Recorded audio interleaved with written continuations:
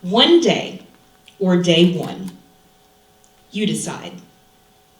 These are the words once uttered by Paulo Coelho that radically changed the trajectory of my life a year ago. You see, growing up, I found myself constructing numerous one-day statements. One day, I desire to accomplish this, or one day, I want to become that.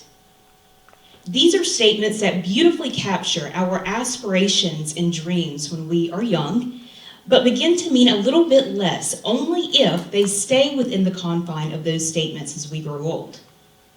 Our greatest visions cannot come to fruition overnight. They take time to cultivate and develop.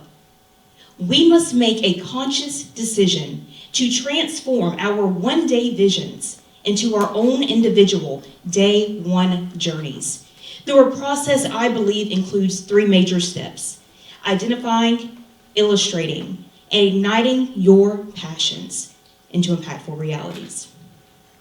Vision identification is the first step. For some, identifying your vision may be easy, but for those who have not yet identified it, let me encourage you with this. It is never too early nor too late. To help with the identification, think back on your childhood. What is the one question that we receive as a child yet are still trying to figure out the answer to as an adult? That question is, what do you want to be when you grow up? This is one of the first introductions of vision we engage in, and it's a question that never truly ends, but only evolves and matures. Though our responses may change and may be nowhere near what we are now aspiring to become as an adult, there is a chance that those seemingly arbitrary answers can reveal characteristics of your vision that you may not have recognized otherwise. As a child, I was confident in my career aspiration of becoming an astronaut. I was fascinated by space and just this ability that we have to explore it. Now, obviously, I am not currently at NASA. I am not majoring in aerospace engineering, though I applaud the women and men who are. But for me, that was a childhood interest that didn't check out entirely. But later, as time progressed, I saw that what do you want to be when you grow up question transition into, well, what do you want to do after high school?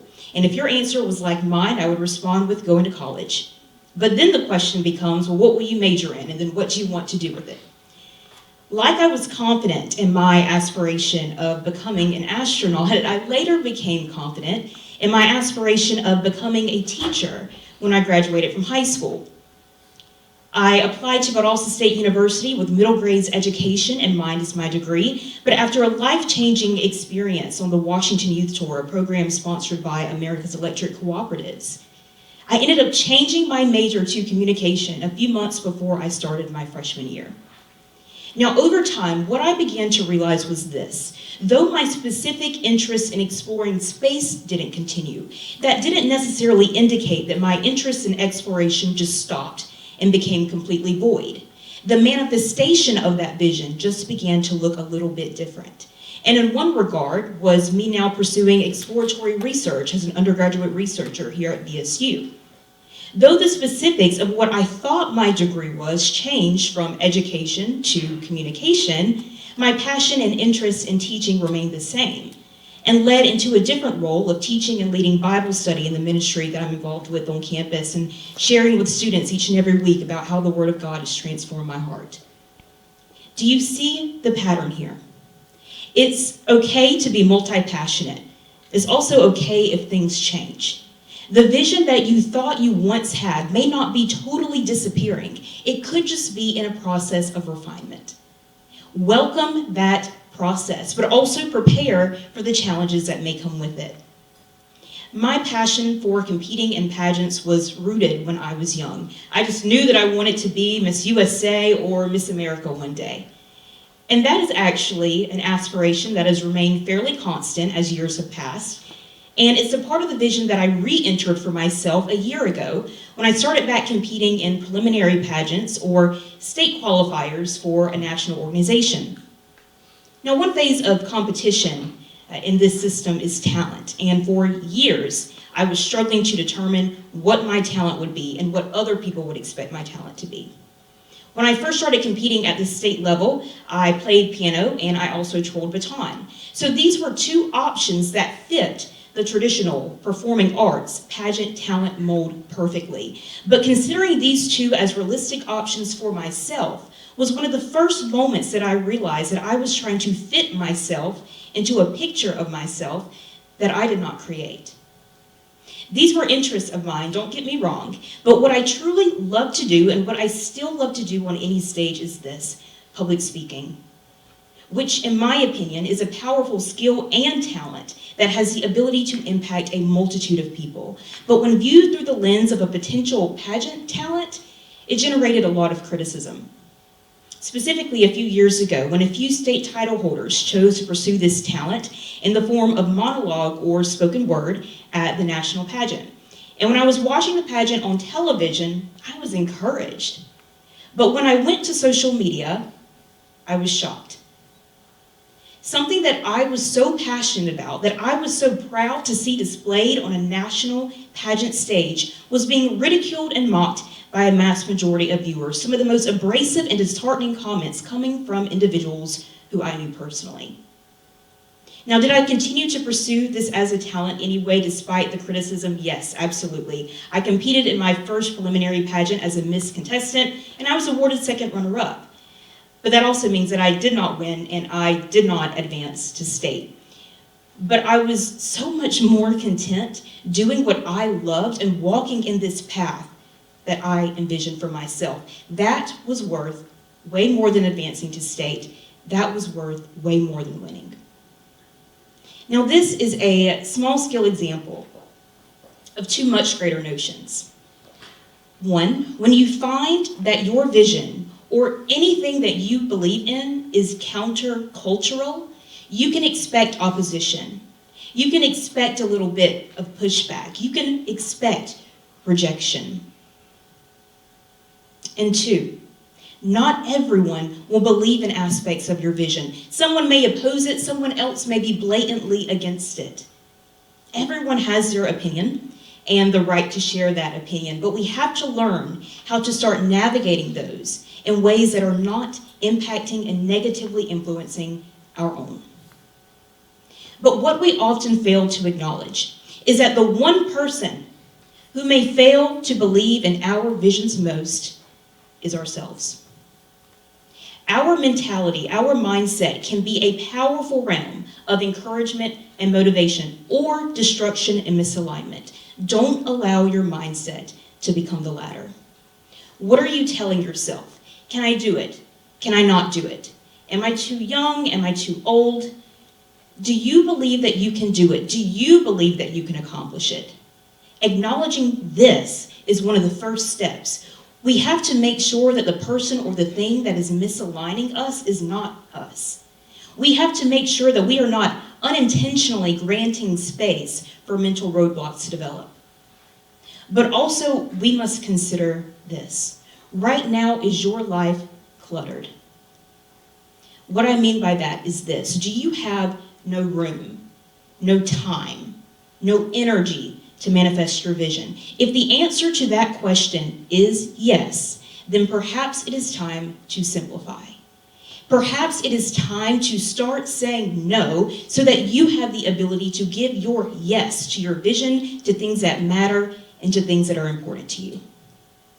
Now, after you have identified your vision, it is now time to illustrate it. It is time to picture it, say it out loud, draw what it looks like in reality. Let your vision start to come to life by releasing it from only being kept trapped and chained in your mind as a thought. Do you want your vision to stay this abstract idea, or do you want to start to see it become a concrete part of your reality? For me, when I was young and I had the aspiration of exploring space, my bedroom as a child reflected exactly like what outer space would look like to me. When it was time to go to bed and I was laying down, before I closed my eyes, when I looked up at my ceiling, I saw these glow-in-the-dark stars scattered all across the ceiling and planets hanging from them as well.